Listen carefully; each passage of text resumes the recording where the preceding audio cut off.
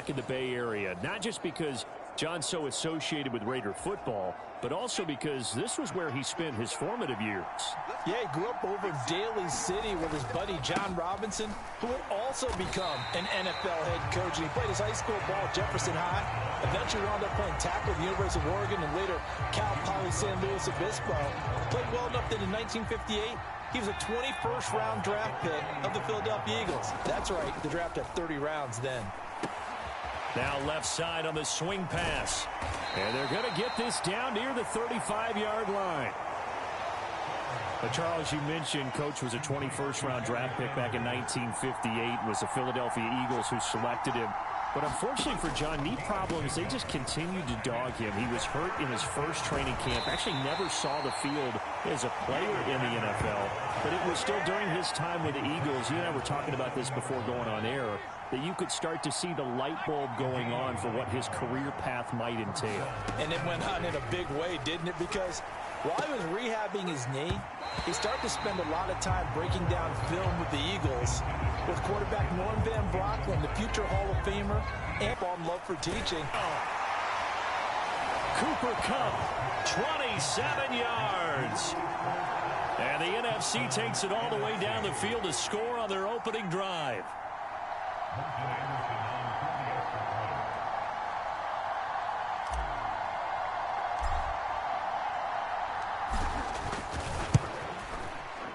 Extra point by Anderson, up and good. And it's now a 7-0 game. So that drives 7 plays in length. And it ends with Cooper Kupp on the receiving end of the touchdown pass.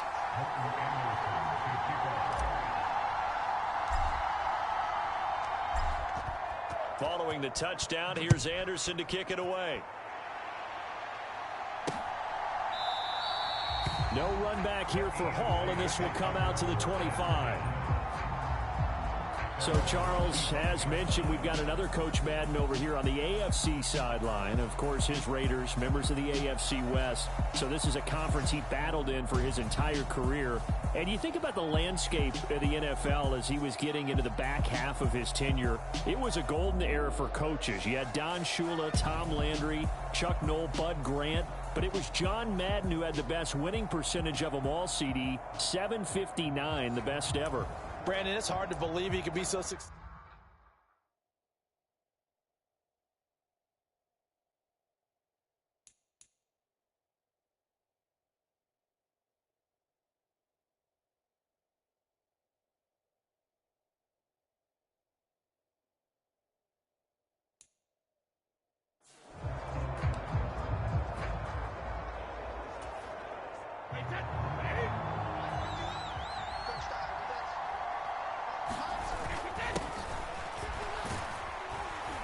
They'll start this drive out on the ground. And he'll fight forward on the straight-ahead running for just a couple of yards. Second down.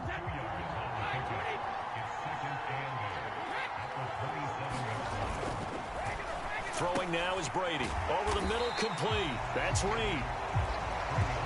Charles, you know, it was in the early 1960s that a young John Madden made the acquaintance of the owner of the Oakland Raiders, one Al Davis, of course, and the two, they really bonded, would become one of the best owner-coach duos in NFL history. And to take it a step further, Al Davis became someone who John referred to as his best friend. Yeah, 1967, Brandon. Al Davis hired Coach Madden to be a linebackers coach. Remember, this was still the AFL at that point. We had not merged totally with the NFL. And Coach Madden, he paid dividends almost immediately. Helped the Raiders win the AFL title in 1968. And that meant a date with the Green Bay Packers in what was now known as Super Bowl II. But by 1969, at the age of 32, just 32, Brandon, John Madden assumed the mantle of head coach of the Oakland Raiders. And what a ride he, the Raiders, and the NFL were about to go on.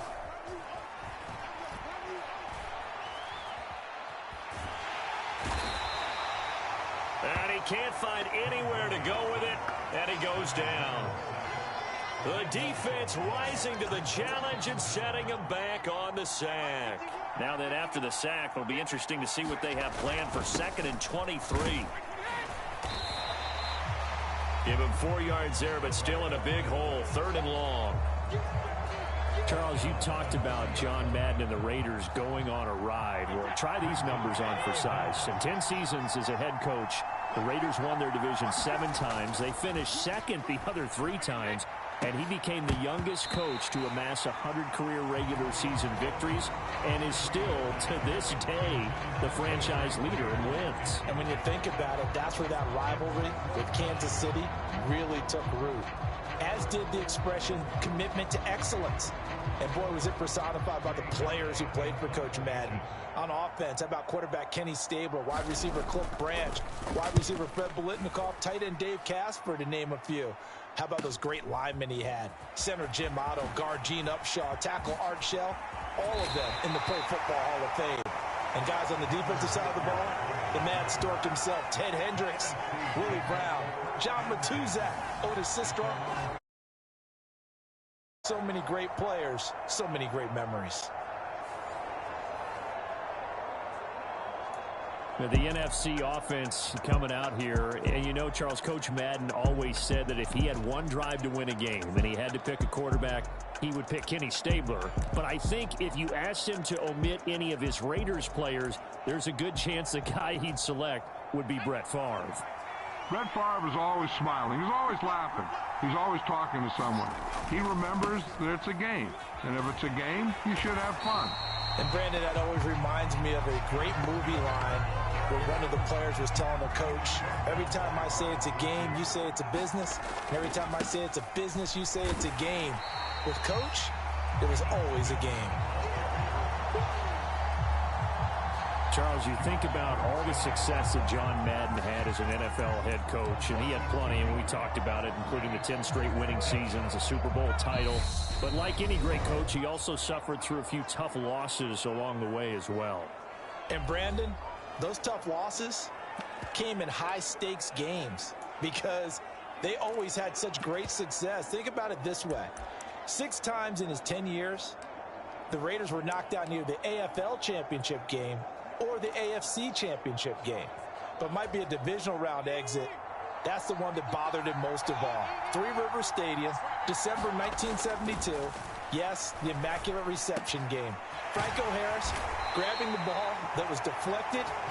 Almost at his shoe tops, he picked it up and took it in for a game-winning score to give the Steelers a 13-7 victory.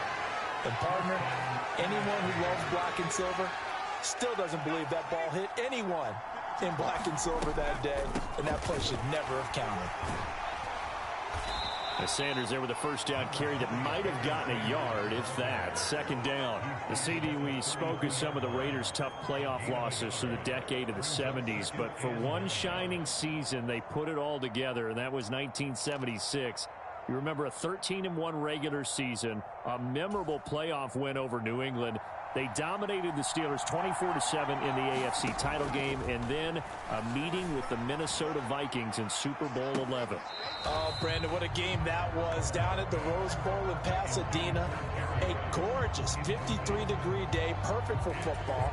Raiders get out to a 16-0 lead at the half, and Clarence Davis, no relation, although I would certainly claim him, strong on the ground, 137 yards rushing. A touchdown! Randy Moss, 32 yards, as his guys are able to extend their lead. Well, this has been a flawless start for them. They score, they get the stop, and they score again, Charles. Complimentary football at its finest. You just mentioned how they got it done. They scored. The defense got the ball back for them. They score again. That's the way you win ball games. Extra point by Anderson, up and good. And that'll make the score 14-0. A drive that time of 6 plays. And it's finished off by an NFC touchdown.